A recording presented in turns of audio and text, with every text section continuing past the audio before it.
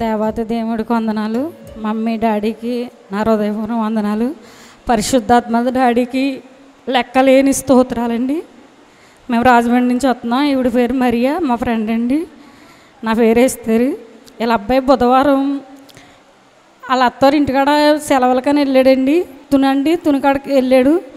అక్కడి నుంచి ముందే సర్టిఫికెట్లు అయ్యి ఆ అబ్బాయి 10th అన్నీ పట్టుకుని వెళ్ళిపోయాడంట, ఆధార్ కార్డులను.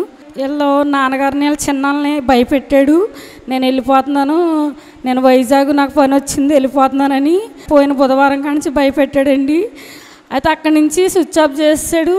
మళ్ళీ నేను చెన్నై వెళ్ళిపోతున్నాను అని ఇవ్వడండి. చాలా భయపడ్డారు పాపం. నేను ఇక్కడికి వచ్చి 5 రోజు నాడు ఇక్కడ మొరపెట్టాను. నేను ఒకటి అన్నాను, క్యాథరింగ్ మమ్మీ ప్రార్థన చేసినప్పుడు చెయ్యొద్దు అని. నేను మా పాపను కూడా ప్రార్థన చేయమని మోకాళ్ళు వేసి వచ్చి వెళ్ళేదాకా నేను ఇలా అబ్బాయి కోసమే మొరపెట్టానండి. నేను అలా ప్రార్థన చేస్తానున్నాను. క్యాథరింగ్ ఆరాధన చేసినప్పుడు తిరిగి వెళ్ళిపోయిన యేసునామములో వచ్చును కాకనంది. అది దేవుడు నెరవేర్చాడండి. మమ్మీ కూడా ఈ వారంలో ఒక అద్భుతం జరుగుతుందండి. ఇలా అయితే ఇలా కుటుంబం అంతా కుంగిపోయారండి. దేవుడు 5 రోజు నాడు నైట్ 12 టైంకి ఇలా అబ్బాయిని తీసుకొచ్చి దేవుడు వదిలిపెట్టాడండి. ఆయనకి ఏం చెప్పినా తక్కువే. ఈ సహోదరి పేరు సూర్యావతి అండి. వేమగిరి నుంచి ప్రతి శుక్రవారం జరిగే కుటుంబ ఆశీర్వాద కూడికకు వస్తున్నారు. ఈ సహోదరికి దేవుడు చేసిన అద్భుతం ఏంటంటే, వీళ్ళ పాప ప్రెగ్నెంట్గా ఉంది. ఆమె 7వ నెల ఉండగా ఆమెకి బ్లీడింగ్ స్టార్ట్ అయిందండి. 7వ నెల నుంచి కంటిన్యూస్గా బ్లీడింగ్ అవుతుందంట. అయితే డాక్టర్ చెప్పారంట, అమ్మ ఇద్దరిలో బేబీ అయినా బ్రతుకుతుంది లేకపోతే తల్లి అయినా బ్రతుకుతుంది, మేము చెప్పలేమని డాక్టర్స్ చెప్పారంటండి. 3 నెలలుగా ఆ పాప హాస్పిటల్లోనే ఉందంట. అయితే వాళ్ళ పాపే చెప్పిందంట, అమ్మ శుక్రవారం వెళ్ళు మమ్మీ గారితో ప్రార్థన చేయించు, దేవుడు అద్భుతం చేస్తాడని వాళ్ళ పాప చెప్తే లాస్ట్ శుక్రవారమే వచ్చారండి. లాస్ట్ శుక్రవారం వచ్చి మమ్మీతో ప్రార్థన చేయించుకున్నారు. ప్రార్థన చేయించుకున్నాక బ్లీడింగ్ తగ్గిందండి.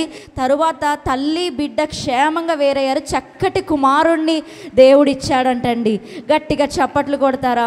చక్కటి కుమారుని ఇచ్చారంట. అందరు చెప్పారంట, డాక్టర్ గారు కూడా చెప్పారంట, ఒకవేళ బేబీ పుట్టినా సరిగ్గా పుట్టరమ్మా, ఎందుకంటే బ్లీడింగ్ అవుతా వచ్చింది కదా, సరిగ్గా పుట్టరు, మేము చెప్పలేమని చెప్పారంటండి.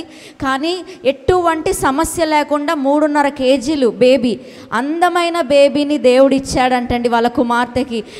ఈ సహోదరి పేరు వరలక్ష్మి అండి. రాజమండ్రి నుండి ప్రతి శుక్రవారం జరిగే కుటుంబాశీర్వాద కూడికి వస్తున్నారు. ఈ సహోదరికి సొంత గృహము లేదు. అయితే గవర్నమెంట్ నుండి వచ్చే గృహము కొరకు 10 సంవత్సరాలుగా ఎదురు చూస్తున్నారండి. దరఖాస్తు చేసుకుంటున్నారు కానీ అవ్వట్లేదు.